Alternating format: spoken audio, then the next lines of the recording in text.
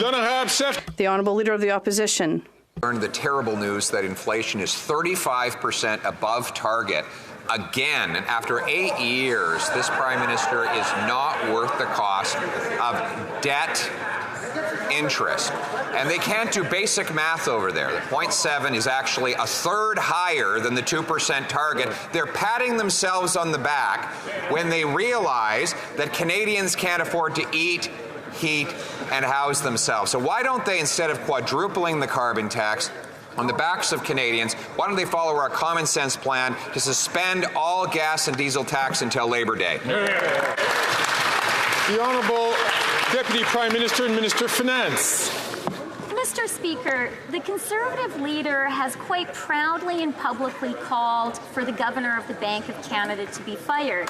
But maybe it's the Conservative leader who should lose his job, because he just revealed his astonishing ignorance of the Bank of Canada's inflation target. The Bank of Canada has a target of between 1% and 3%, and for 4 months in a row, inflation in Canada has been within that target. The Honourable Leader of the Opposition. The minister doesn't even know that the target is 2%, and perhaps one of the reasons why she's missing the target because she doesn't know what it is. It's the same thing with interest rates that we're paying on national debt. They've said that doubling national debt is an issue because the interest rates were so low. That's why I suggested setting the rate with 10 or 30 years with bond rates when the rates were so low, like we do with mortgages. But the incompetent minister did not do this, and now we're going to pay more interest on the $400 billion that will be renewed this year. Why? The Honourable Minister of Finance. Mr. Speaker, the reality is that the Conservative leader is very incompetent. The only thing that he plans to do, is to criticize Canada and Canadians, to criticize our wonderful country. The reality is that the inflation rate is down to 2.7%. This is very successful for our country, and all members should be happy with this. Thank you. The Honourable Leader of the Opposition. Not only does the incompetent finance minister not know the inflation target, she doesn't know that you lock in low rates when you have the chance. Remember, the Prime Minister was saying, don't worry, we can double the national debt because interest rates are low. Yep. Glenn, problem is, I told him at the time that they should lock in those rates for 10 years or 30 years with long-term bonds. It turns out they didn't do that, and now $400 billion of that debt will roll over into these higher rates, forcing Canadians to spend more on interest than on health care. Why did he hire the worst mortgage broker in the world to be our finance minister?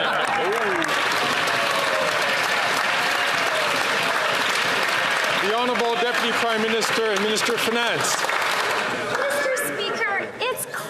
The Conservative leader is in a grouchy mood today. And I think we all know why. The only thing he knows how to do is talk down Canada. And what he just cannot bear is the reality that thanks to our fiscally responsible economic plan, inflation is at a 3-year low. That's right. Inflation has been within the Bank of Canada for 4 months in a row. That's good news for Canada and Canadians. That's right. The Honourable Leader of the Opposition. Think that you pay down debt by borrowing more, that you stop inflation by printing money, and that you fight the drug overdose crisis by legalizing hard drugs. So at least they're consistent in their irrationality, Mr. Speaker. But now they've been forced to backtrack right before the election on their legalization of hard drugs because Canadians are revolting against the policy. Today we have a motion that will be voted in the House to permanently ban hard drugs.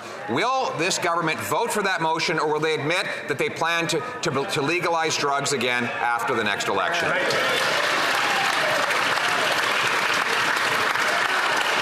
The Honourable Deputy Prime Minister and Minister of Finance. Mr. Speaker, the Conservative leader is wearing more makeup than I am today. Now, I think it's wonderful. I'm going to ask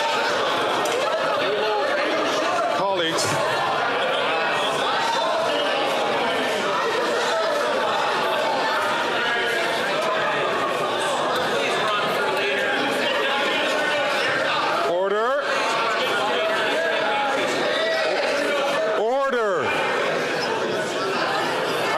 The Honourable Deputy Prime Minister and Minister of Finance to withdraw that comment. We don't comment on the appearances of members. The Honourable Deputy Prime Minister and the Minister of Finance. Mr. Speaker, I'm sorry, I withdraw that comment. Can continue with her. She has 25 seconds left on the clock for her answer. The fact is, Mr. Speaker, the Conservative leader is phony all the way through. He is phony when it comes to his concern about the economy. All he can do is talk our country down. And he is phony when he talks about his concern about the opioids crisis. He tries to score cheap partisan points. It's just not right, Mr. Speaker. That's right.